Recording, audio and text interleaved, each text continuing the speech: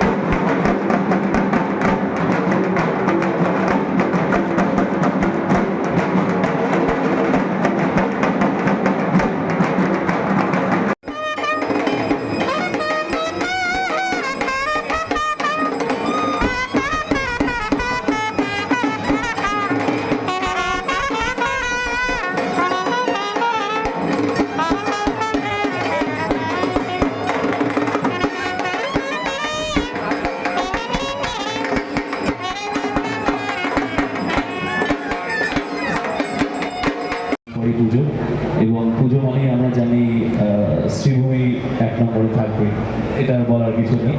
তো সেই কারণে অসংখ্য ধন্যবাদ সকলকে। আর এবারেও তোমরা পুজো সকলে খুব ভালো কাটাও আর খুব ভালো থেকো।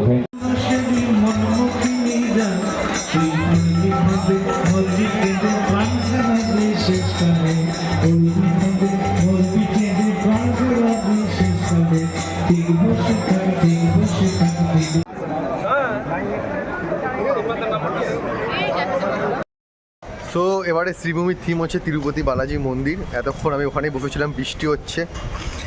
সো খুব সুন্দর করেছে, দেখা যায় আগেরবারের মতো যদি না হয়, আগেরবারটার থেকে আমার মনে হচ্ছে এবারটা একটু বেটার হবে। তোমরা সবাই আসো, এসে দেখো।